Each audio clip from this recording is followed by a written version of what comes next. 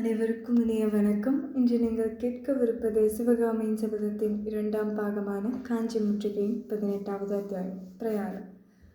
கார்த்திகை மாதத்தில் ஒரு நாள் மாலை நேரத்தில் காஞ்சியிலிருந்து சிதம்பரம் போகும் சாலையில் கூண்டு இல்லாத இரட்டை மாட்டு வண்டி ஒன்று போய்கொண்டிருந்தது. அதில் சிவகாமியும் அவளுடைய அத்தையும் உட்கார்ந்திருந்தார்கள். வண்டிக்கு பின்னால் சற்று தூரத்தில் ரதி துள்ளி விளையாடி கொண்டும் ஆங்காங்கே சாலைக்கு பக்கத்திலே முளைத்திருந்த புல்லை மேய்ந்து கொண்டும் வந்தது. சுகபிரம்ம ரிஷி ஒவ்வொரு சமயம் ரதியின் முதுகில் மேல் உட்கார்ந்தும், சில சமயம் சிவகாமியின் தோளின் மேல் உட்கார்ந்தும், சில சமயம் வண்டிக்கு மேலாக பறந்தும் ஆனந்தமாக பிரயாணம் செய்து கொண்டிருந்தார். பின்னால் இன்னும் சற்று தூரத்தில் புத்த பிக்ஷுவும் ஆயன சிற்பியாரும் பேசிக்கொண்டு நடந்து வந்தார்கள். அந்த வருஷம் ஐப்பசி மாதத்திலேயே மழை பிடித்து கொண்டு 15 நாட்கள் வரையில் விடாமல் பொழிந்தது. அதன் காரணமாக ஏரிகள், குளங்கள் எல்லாம் தண்ணீர் நிறைந்து ததும்பிக் கொண்டிருந்தன. சாலை ஓரத்தில் ஓடைகளில் தண்ணீர் அலைகள் மோதி கொண்டிருந்தன. ஆறுகள், வாய்க்கால்களில் இரு கரையையும் தொட்டுக்கொண்டு பிரவாகம் ஓடிக்கொண்டிருந்தது. நன்சை வயல்களில் 2ஆம் போகத்து வேளாண்மை அப்போதுதான் ஆரம்பமாகி இருந்தது. புன்சை காடுகளில் கம்பும் கேழ்வரகும் செழித்து வளர்ந்திருந்தன. சாலையின் இருபுறத்திலும் வளர்ந்திருந்த மரங்களும் ஆங்காங்கே வயல்களுக்கிடையே காணப்பட்ட தென்னந்தோப்பும் வாழை தோட்டங்களும் கண்ணை குளிர்விக்கும் காட்சியளித்தன. பெருமழை விட்டு பல நாளாகிவிட்டதாயினும் வானத்தில் இப்போது மேகத்திரள்கள் காணப்பட்டன. இவை இடையில் தங்குவதற்கு நேரமில்லாத நெடுந்தூர பிரயாணிகளைப் போல ஆகாயத்தில் அதிவேகமாக பிரயாணம் செய்தன. சில சமயம் நீர்த்துளிகளை அள்ளி தெளித்துவிட்டு சிதறி மறைந்தன. நீர்நிலைகளின் மீது தவிழ்ந்தும் பசுமையான தோப்புகளில் புகுந்தும் மலைத்துளிகளை அளாவியும் வந்து கொண்டிருந்த குளிர்ந்த வாடைக்காற்று உடம்பின் மீது பட்டபோது துணியை இழுத்து போர்த்தி கொள்ள தோன்றியது. ஆயினும் அது அபூர்வமான சுகத்தை அளித்தது. அந்த குளிர்ந்த வாடைக்காற்றில் அடிபட்டதனால் பச்சைகளுக்கு கூட தொண்டை கட்டி கொண்டது போல் தோன்றியது. சாதாரணமாய் கலகல என்றும் கிளுகிளு என்றும் கேட்கும் புல்லினங்களின் குரல் ஒலியில் இப்போது கரகரப்பு சத்தம் கலந்திருந்தது. வண்டியில் அத்தைக்கும் மருமகளுக்கும் பின்வருமாறு சம்பாஷணை நடந்தது. இன்றைக்கு மழை பெய்யுமா சிவகாமி என்று அத்தை கேட்டாள். மழையா? எங்கே இருக்கிறது என்றாள் சிவகாமி. ஆமாம், மலையை கண்டால் மயிலுக்கு கொண்டாட்டம்தான் என்றாள் அத்தை. மாலையில் வெயில் அடித்தால் கொண்டாட்டத்துக்கு என்ன குறைவு என்றாள் சிவகாமி. என்ன சொன்னாய் என்றாள் அத்தை. என்ன கேட்டீர்கள் என்றாள் சிவகாமி. கொஞ்சம் செவி மந்தமுள்ள அத்தைக்கு பேசுவதிலே அதிக பிரியம்.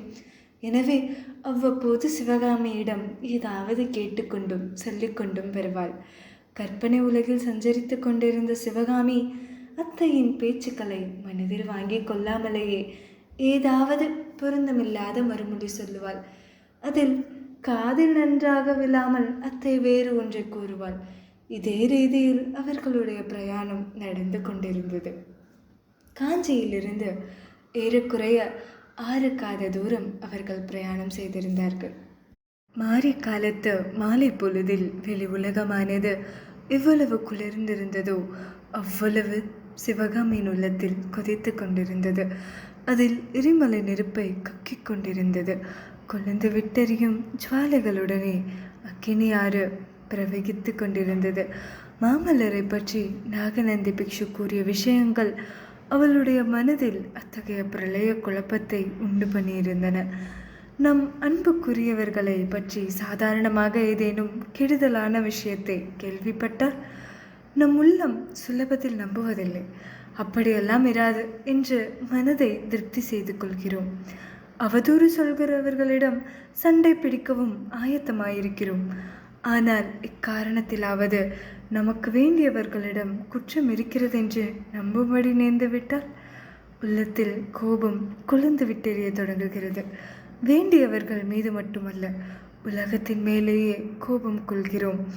இந்த மனித இயற்கை காதலர்களின் விஷயத்தில் 1க்கு 100 மடங்காகிறது. காதலன் எவனும் தன்னுடைய காதலியை சாதாரண மானிட பெண்ணாக கருதுவதில்லை, தெய்வ பிறவி என்றே கருதுகிறான். தேவலோகத்தில் அமிர்தபானம் செய்து கொண்டு ஆனந்த அமர வாழ்க்கை நடத்த வேண்டியவள் தன் பேரில் கொண்ட அன்பினாலேயே இந்த பூலோகத்தில் வாழ்ந்து வருவதாக கருதுகிறான். காதலியோ குழந்தை பிராயத்திலிருந்து தன் மனதில் தானே சிருஷ்டி செய்து கொண்டிருந்த லட்சிய புருஷனுக்குரிய சகல உத்தம குணங்களையும் காதலன் மீது ஏற்றி அவனை குற்றங்குறையில்லாத தெய்வீக புருஷனாகவே எண்ணிக்கொள்கிறாள். ஆனால் ஏதாவது ஒரு காரணத்தினால் அவர்களுடைய நம்பிக்கைக்கு பங்கம் ஏற்படும் போது மகத்தான ஏமாற்றம் உண்டாகிவிடுகிறது. மலையின் சிகரத்திலிருந்து திடீரென்று அதல பாதாளத்தில் விழுகிறவர்களைப் போல ஆகிவிடுகிறார்கள். சிவகாமி தன் இருதயத்தில் ஓர் அற்புதமான திருக்கோவிலை அமைத்து அதிலே மாமல்ல நரசிம்மரை தெய்வங்களுக்கெல்லாம் மேலான பரதெய்வமாக பிரதிஷ்டை செய்கிறாள். நாகநந்தி கூறிய நஞ்சு தெரிந்த வார்த்தைகளினால் அந்த திருக்கோவில் ஒரு நொடியில் இடிந்து தகர்ந்து விழுந்து விட்டது. அதிலே பிரதிஷ்டை செய்திருந்த தெய்வ சிலையும் விழுந்து நொறுங்கி பொடி பொடியாகி போய்விட்டது. குமார சக்கரவர்த்தியை பற்றி நாகநந்தி கூறிய அவதூறு அவ்வளவு சாமர்த்தியமாகவும் நம்பும்படியாகவும் அமைந்திருக்கிறது. சிவகாமி அவர் கூறியது அவ்வளவையும் அப்படியே நம்பிவிட்டாள். ராஜ்யத்திலே அவ்வளவு பெரிய யுத்தம் நடந்து கொண்டிருக்கும் போது மாமல்லர் காஞ்சிக்குள்ளேயே ஒளிந்து கொண்டிருப்பதற்கு வேறு காரணம் என்ன இருக்க முடியும்? போர்க்களத்திலே பரஞ்சோதியின் வீர தீர செயல்களை பற்றி வரலாறுகள் காற்றிலே மிதந்து ஆயனரும் சிவகாமியும் வசித்த காட்டுக்குள்ளே கூட எட்டியிருந்தன.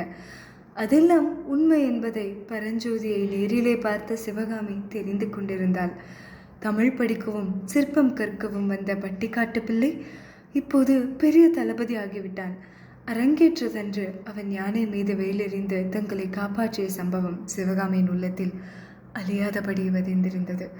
பரஞ்சோதியின் வீர வாழ்க்கையோடு மாமல்லர் கோட்டைக்குள்ளே ஒளிந்திருந்ததை ஒப்பிட்டு பார்த்து மாமல்லரை பயம் கொல்லி பல்லவன் என்று நாடு நகரமெல்லாம் அழைப்பதில் வியப்பில்லை என்று சிவகாமி எண்ணினாள். இதனால் நாகநந்தியின் வார்த்தைகளில் அவளுக்கு நம்பிக்கை ஏற்பட்டது. ஒரு விஷயத்தில் நம்பிக்கை ஏற்பட்ட பிறகு அதையொட்டிய இன்னொன்றிலும் நம்பிக்கை பிறப்பது இயல்பே அல்லவா? எனவே மாமல்லரை ஸ்திரீலோலன் என்று நாகநந்தி கூறியதிலும் அவளுக்கு நம்பிக்கை ஏற்பட்டிருந்தது. வீர மன்னர்களுக்கு பிறந்த தூர்த்தர்களான ராஜகுமாரர்களை பற்றி அவள் கதையிலே கேள்விப்பட்டதுண்டு.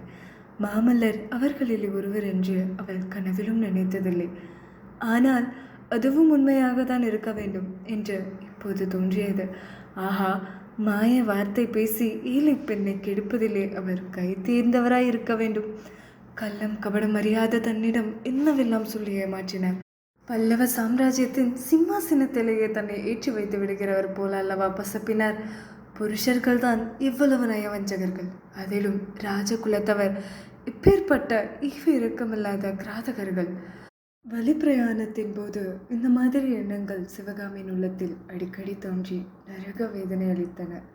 சில சமயம் அவளுக்கு தன்னுடைய மனோராஜ்யத்தில் ஆசையுடன் நிர்மாணித்து வந்த இன்ப வாழ்க்கையாகிய கோட்டை இடிந்து தூளாகிவிட்டபடியால் இனிமேல் தன் வாழ்க்கை என்றென்றைக்கும் சோகமயமாகவே இருக்கும் என்று தோன்றியது. மாரி காலத்தின் முடிவில் வானத்தில் சிதறி ஓடிய மேகங்கள் சில மலை துளிகளை உதிர்த்து விட்டு போகும்போது தன்னுடைய கதிக்காக உலகமே கண்ணீர் வடிப்பதாக அவள் எண்ணினாள். இந்த ஒரு வாழ்க்கை மட்டுமல்ல, இதற்கு முன்னர் எத்தனையோ ஜென்மாந்தரத்திலும் தன்னுடைய வாழ்க்கை இப்படியே சோகமயமாக இருப்பதாக தோன்றியது. ஆனால் இரவில் எங்கேயாவது தங்கியிருந்து விட்டு காலையில் மறுபடியும் பிரயாணம் தொடங்கும் போது ஜெகஜோதியாக சூரியன் உதயமாகி மறுக்கிளையில் தங்கியிருக்கும் நீர்த்துளிகளை வைரமணிகளாக ஒளி வீச செய்யும் காட்சியை பார்த்துவிட்டு சிவகாமி சிறிது உற்சாகம் கொள்வாள். மாமல்ல நரசிம்மர் பயங்கொல்லி தூர்த்தர் என்று ஏற்பட்டதன் பொருட்டு தன் வாழ்க்கையை எதற்காக பாலாக்கி கொள்ள வேண்டும் என்று கருதுவாள். உலகம் எவ்வளவோ விஸ்தாரமானது. பல்லவ ராஜ்யத்துக்கு அப்பாலும் உலகம் இருக்கத்தானே செய்கிறது. தன்னிடம் அற்புதமான நாட்டிய கலையும் இருக்கிறதல்லவா? அந்த கலையை பார்த்து அனுபவித்து ஆனந்தமடைய நாகநந்தி சொல்வது போல உலகம் காத்திருக்கிறது அல்லவா? எதற்காக தன் வாழ்க்கை பாழாக்கி விட்டதாக எண்ணிக்கொள்ள வேண்டும்? இவ்விதம் எண்ணி சிவகாமி உற்சாகமடைய பார்ப்பாள். தூர தூர தேசங்களிலே பெரிய பெரிய சபைகளிலே தான் நாட்டியம் ஆடுவது போலவும் கணக்கற்ற ஜனங்கள் கண்டு கழித்து தன்னை பாராட்டி உபசரிப்பது போலவும் கற்பனை செய்து கொண்டு களிப்புறுவாள். இத்தகைய மனோபாவத்துடனே சிவகாமி தன் தந்தையை பெரிதும் வற்புறுத்தி நாகநந்தி பிக்ஷுவின் யோசனையை ஒப்புக்கொள்ள செய்தாள். அதன் பேரிலே தான் இந்த பிரயாணம் அவர்கள் தொடங்கினார்கள். ஆனால் என்னதான் மனதை வேறு விஷயங்களில் செலுத்தி பார்த்தாலும், எவ்வளவுதான் பிரயத்தனம் செய்து உற்சாகம் கொள்ள பார்த்தாலும் சாத்தியமாயில்லை. அவ்வப்போது குமரி கொண்டு வந்த வேதனை உணர்ச்சியை மாற்ற முடியவில்லை. பொங்கி எழுந்த ஆத்திரத்தையை அணைக்க முடியவில்லை. முக்கியமாக அந்தி மயங்கி நாற்புறமும் இருள் சூழ்ந்து வந்த நேரங்களில் சிவகாமியினுடைய உள்ளத்தில் வேதனையும் துயரமும் பெருகி அவளை சோக கடலில் மூழ்க செய்தன. அன்று சாயங்காலம் அவ்வாறு சோகத்தில் ஆழ்ந்த உள்ளத்துடன் சிவகாமி கட்டை வண்டியில் பிரயாணம் செய்து கொண்டிருந்த போது அவளுடைய நினைவை வேறு பக்கம் திரும்பும்படியான சம்பவம் ஒன்று நேர்ந்தது. சாலையில் அவளுக்கு எதிரே ஒரு பெரும் படை வந்து கொண்டிருக்கிறது என்பதற்கு அறிகுறிகள் தென்பட்டன. சங்கு, கொம்பு, தாரை, தப்பட்டை, பேரிகை, எக்காலம், சமுத்திர கோஷமும் முதலிய வாத்தியங்களில் பேரொலியும் அநேக குதிரைகளும் மனிதர்களும் நடந்து வரும் காலடி சத்தமும் போர் வீரர்களுடைய பேச்சு சத்தமும் போர் முழக்கத்தின் கோஷமும் கலந்த பேரிரைச்சல் நிமிஷத்துக்கு நிமிஷம் நெருங்கி வந்து கொண்டிருந்தது. சற்று நேரத்துக்கெல்லாம் சைன்யத்தின் முன்னணி படை வீரர்கள் அவர்களின் கண்ணுக்கு தென்படலாயினர். அடுத்த அத்தியாயம் வந்தான் குண்டோதரன். மேலும் கதையை தொடர்ந்து கேட்க இணைந்திருங்கள் இந்த வலையொலியில். அதுவரை உங்களிடமிருந்து விடைபெறுவது உங்கள் அண்ணாமலை. நன்றி, வணக்கம்.